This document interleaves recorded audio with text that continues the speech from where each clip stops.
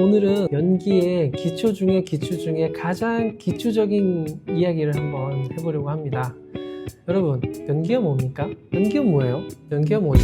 연기, 액팅, 아니면 대사를 외우고, 감정을 표출하고, 관객 앞에서 하는 다양한 정의들이 있을 것 같습니다. 제가 그래서 사전에 한번 검증을 해봤어요. 이렇게 나옵니다. 배우가 배역의 인물, 성격, 행동 따위를 표현해내는 일, 이렇게 표준 국어 대사전에 나와 있어요. 좀 더 깔끔하게 정리가 되죠? 배우가 배역의 인물, 성격, 그리고 행동 따위를 표현해내는 일. 요게 일단은 사전적 의미입니다. 그리고 한자가 나와 있어요. 그래서 한자를 한번 보니까 이렇게 나와 있습니다. 펼연자에 제주기자. 요걸 하나씩 나누면요. 펼연은 펴다, 느리다, 넓히다, 넓게 미치다, 스며들다 라는 뜻이 있고요.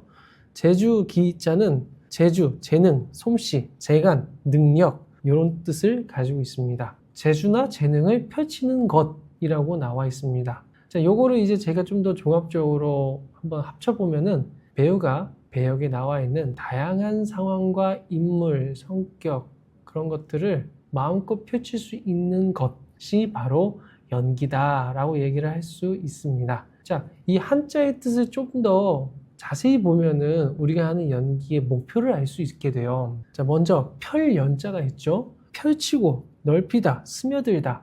이걸 좀 더 쉽게 표현하자면 배우는 다양한 것을 표현하는 데 있어서 막힘이 없어야 되고요. 두 번째, 재주기자. 다양한 재능과 재주를 갖고 있는 것이다. 이렇게 한번 생각을 해볼게요. 우리가 시나리오에 있는 그 역할을 우리가 이제 살아있게끔 표현하는 역할이잖아요.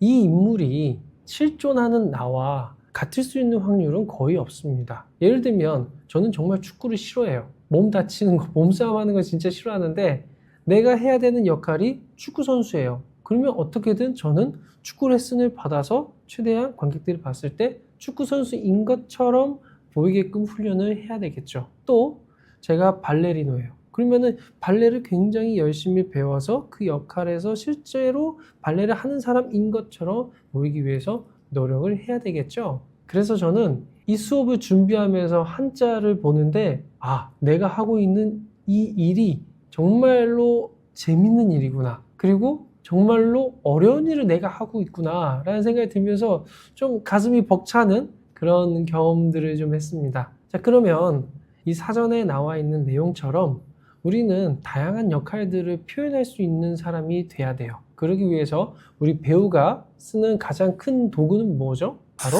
신체입니다. 신체.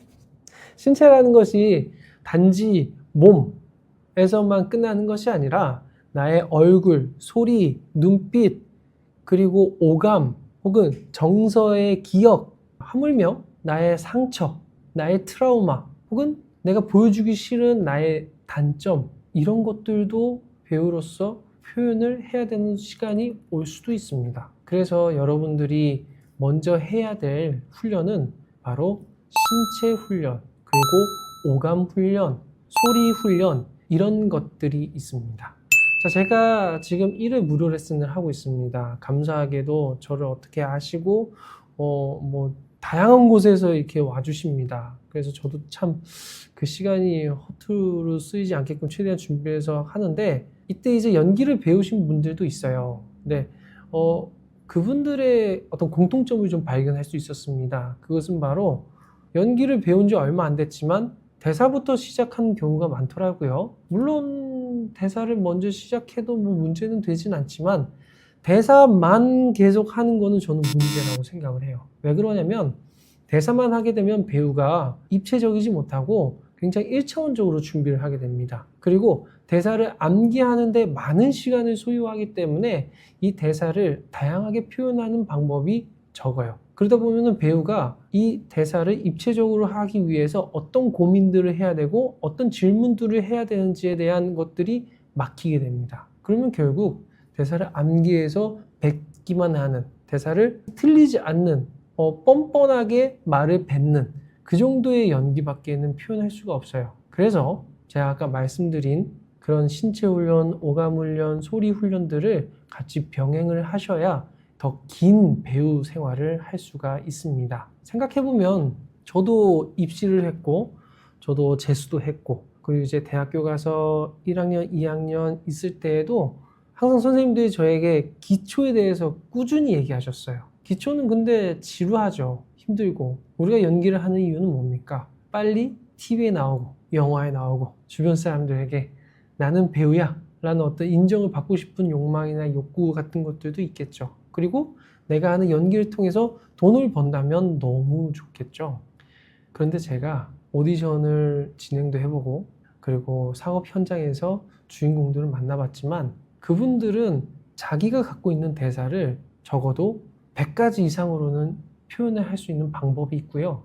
그리고 자신들이 하는 연기가 대사에만 국한되는 것이 아니라 대사를 더 입체적으로 표현하는 자기만의 방법을 갖고 있는 걸 알 수 있었어요. 또 현장에서 어떤 분들을 봤냐면 이분들은 이제 연기를 시작한 지 얼마 안 됐지만 회사의 힘이나 어떠한 루트를 통해서 뭐 오신 분들이 있어요.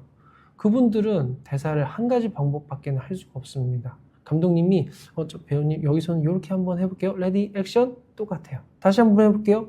똑같아요. 그러면 감독님이 오케이 넘어갈게요. 이러고 그 배우는 앞으로 보기가 힘들죠. 그러면 그분은 그제서야 기초를 다시 배우기 위해서 다양한 훈련들을 쌓을 거예요. 제가 여러분들에게 드리고 싶은 건 여러분들이 배우의 꿈을 포기하지 않고 정말 열심히 훈련을 한다면 기회가 올 겁니다.